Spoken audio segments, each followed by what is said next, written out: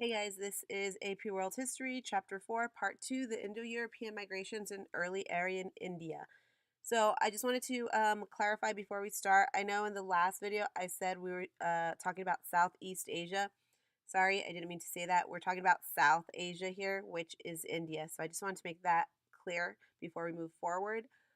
All right, so today, like I said, we're going to look at the Aryans in particular, and not only the Aryans, the Dravidians. So you really need to understand who they are and the roles they played because they will shape what India becomes later on.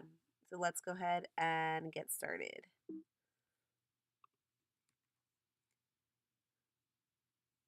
So in this section, the first thing that it looks at are the early Aryans.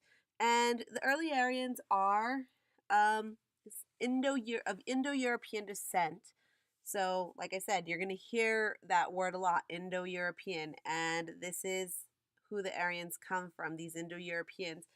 And in the beginning, for the most part, they really didn't focus on farming. They were more a pastoral society, a pastoral economy, meaning that they herded sheep and goats, and that was pretty much how they made their living. And they moved from place to place, making sure they were taking care of the animals that they had. Another big thing that comes with the Aryans is horses. To them, horses were a commodity and they were imported. They knew how important they were. They knew how valuable they were because they were not native to India in particular. So for them to have a horse was, a sign of wealth. Not only this, it helped for transportation purposes and for military purposes. They knew that if they had a horse for military purposes, that they were going to have a good chance of winning a battle. Also, cattle will determine wealth. So you had a lot of goats, you had a lot of sheep. That was going to determine how wealthy you were in the Aryan society. With the Aryan society, one of the big things that it talks about are the Vedas. And what you really need to know is that the Vedas are songs and poems and hymns and prayers. So it's kind of this, I don't want to say it's like a holy book, but it's an important collection. It's a spiritual collection for them because they'll use it in prayer, they'll use it with priests and that kind of thing. So it's really important for them. And in the beginning, it is translated, it comes through oral transmission, meaning that it's passed down from generation to generation. So these prayers, these songs, these hymns, these are all passed down orally, and then later on they'll get translated, they'll be in writing and get translated into writing. So again, the preservation comes through the memorization and oral transmission. Probably the most important of the Vedas was a book called the Rig Veda, and that was had 1,028 hymns which address the Aryan god, specifically the Aryan god Indra. And of course, like I said, the priests were going to be the ones to use the Vedas for their spiritual and ritual functions, whether it be for sacrificial functions or just to show honor to the gods. And just keep in mind that the word Veda means wisdom or knowledge. And again, this was the idea that these hymns, these songs, these collections are carrying that wisdom and knowledge for the Aryans.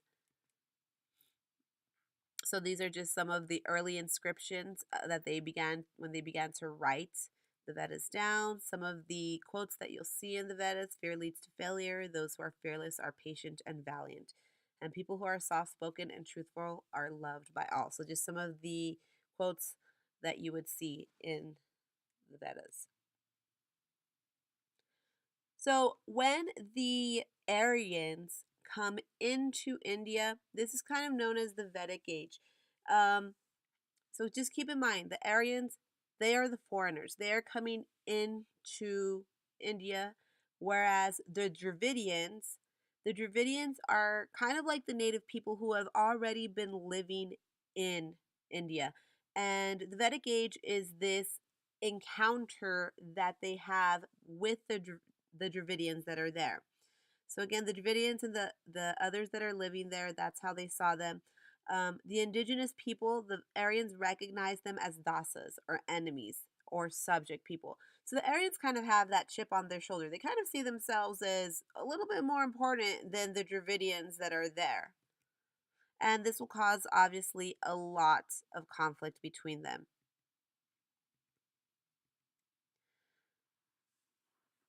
For the Aryans, they will worship a different god, or they will have many gods that they look at um, when they are here during this Vedic age. Indra, like we said, was an Aryan war god. Um, it said that Indra killed a dragon who lived in the sky and hoarded water in the clouds. As the dragon fell, the weight of this caused such turmoil to the sky that it brought rain and filled the rivers in India. So, very similar to the Mesopotamians, how they use gods, to determine what happens in the world around them. The Aryans are doing this as well. So, like I told you, during this Vedic age, you're going to see a lot of conflict between them and the Dravidians. Again, they just kind of thought they were better than them in a way. And not only that, but the Aryans were just kind of fighters because they would even fight amongst themselves. They didn't have any specific state, like any city state or common government, but what they did have was chiefdoms. So they had a bunch of different chiefdoms that would always fight against each other.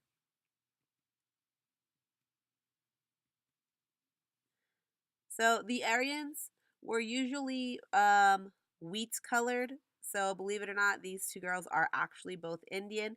This one is more of Aryan descent, and this one is more of a Dravidian descent. And that's, a distinguishing difference was the color of their skin when they first encountered each other. So remember, I told you the Aryans lived in these chiefdoms, and for them, their leaders were called Rajas.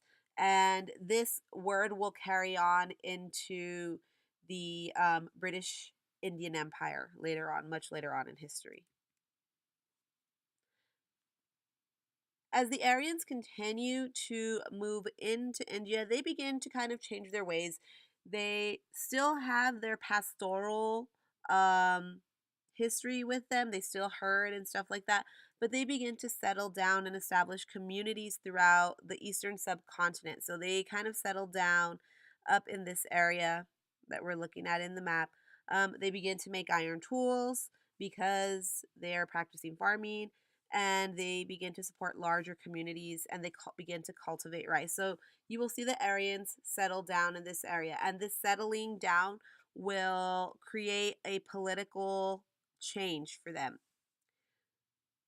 So where they had chiefdoms, they're going to have a more social order to them. And once they settle down, everything will be based on hereditary. Uh, so the distinctions between individuals are based on where you came from. Groups, according to their roles and occupation in society, will all be based on where your parents, your grandparents, what did they do? What is your descendants or your ancestors? What did your ancestors do? And this will become the foundation of the caste system. And the caste is a social class of hereditary, usually unchangeable status for the Aryan. So it's like once you're in there, you really can't move from that caste. So, question 4, compare and contrast Dravidians and Aryans.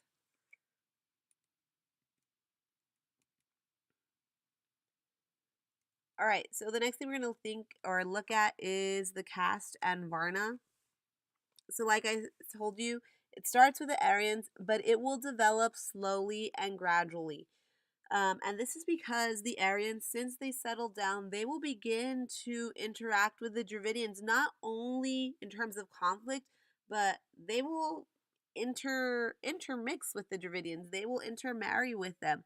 So before, where it was easy to determine your social standing, now it will become much more difficult. And they used to, determine their social standing based on Varna or color. So if you think like when you're painting wood, you put a varnish on it to make it darker. That's kind of the idea. The Varna is the color. So social distinctions arose partly from the complexion, like I said, but as they again began to mix and mingle and intermarry, it becomes more difficult. And the caste system will become a way to place people, and it's not going to be based on your skin color anymore. It's going to be placed on more of your position. So here is an example of a basic caste system. There in the beginning were the 4 main Varnas. These are just like the 4 main ones that they would place people in. The first one was the Brahmins, which were the priests. So they were at the top because it was the idea that, they're referring and closer to God. The second was the Kshatriyas, which were the warriors or the aristocrats, so kind of like the nobles, the people who fought. Then the third were the Vaishyas, which were the cultivators, the artisans, and the merchants, so that middle class, those specialized laborers essentially. And then um, next, you had the Sudras, which were the landless peasants and the serfs. So maybe the farmers or the people that worked on the farm, that would be them. And then lastly, you would have the untouchables, which were the dirty or unpleasant tasks that you would do. And what you need to know was that the untouchables were not a part, obviously, of the original caste system. This will come later on. So in the beginning, it was just those four that existed.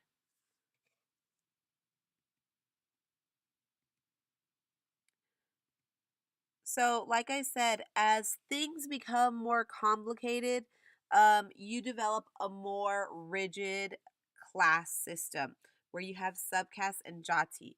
Right, so it's an elaborate social classification, and the jati are pretty much people working at the same or similar task in a given area, and they belong to the same subcaste. So, let's say you're an artisan, but you're a pottery maker specifically. So the pottery maker part, that would be your jati. Okay, you're still considered in the sudras, but your jati is pottery maker, and so you would kind of have your community of pottery makers, and you guys would kind of all help each other out. That's really how the jati work. Offspring would join the occupation and membership. So like I said, it's something you're born into. This is where you're at. This is your caste.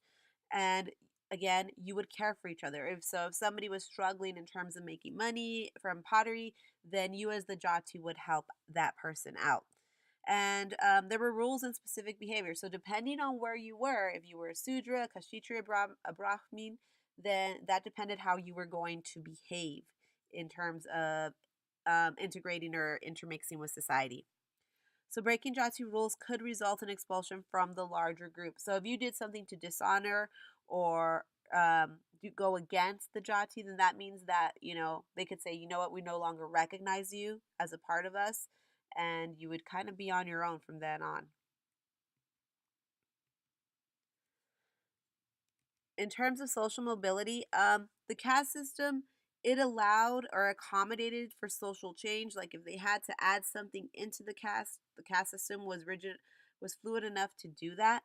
Higher caste members could move down socially. So if you did something again to show dishonor or you lost all your fortune, then you would move down in the caste. And it was based more on groups than individuals. So if you wanted to move up, there was that possibility, but you had to move up as a group, not as just on your own.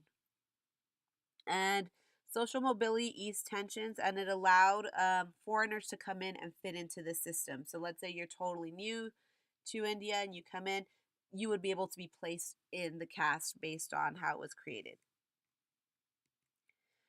All right, so 5 and 6. Do you think the Varna would have developed into the caste system had the Aryans and Dravidians never interacted?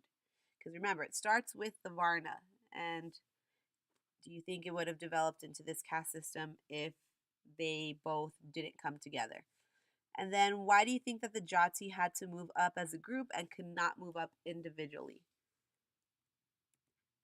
Okay, so the next thing we're going to look at is the patriarchal society and this law book of Manu. So pretty much what this law book of Manu was a book about women under the authority of man and pretty much how women should behave and how they should treat their husbands, that kind of thing. And it dealt with moral behavior and social relationships. Um, it was the idea that yes, you need to respect and honor the woman, but at the same time, you as the woman are under the subjugation of the man. You have to do what your husband tells you to do. And that's really what the book was about. So women's duty, it was according to the book, was to bear children and maintain their homes. That's your job. Bear children and maintain homes, and you will get respected. Another practice that you see was something called the sati. So what this was essentially that widows would voluntarily throw themselves onto the funeral pyre of deceased husband to join him in death. So this is like right here considered the pyre. It's just like a wooden kind of a small altar. and they would place the man on there and they would begin to burn him. And it was considered an honor for the wife to throw herself on the burning fire to kind of show the devotion she had to her husband. And this was a practice that they did. So, this ritual was especially for social prominent women to show devotion to their husbands. Here's a more, this is actually a picture of more recent, probably early 20th century pyre. Okay, so question 7. Why do you think that sati was only for prominent women? Why wasn't it for everybody? All right, so that's pretty much the section. Your big takeaways here are the Aryans coming in, how they were this like wheat colored people. They kind of had that chip on their shoulder and they thought they were better than the Dravidians, and how they intermixed and intermingled with the Dravidians. And this led to, a caste system that kind of is still in some areas of India in existence to this day. In addition, it brought in this thing called the jati, and it led to these subcastes that go under the caste system. Also, how men felt women should behave according to the law book of Manu, the behavior that should happen, the respect that should happen for the women, but at the same time, how women should be bearing children and taking care of the house for the man. And of course, the sati, the throwing of themselves on that pyre, and it was only for the prominent women.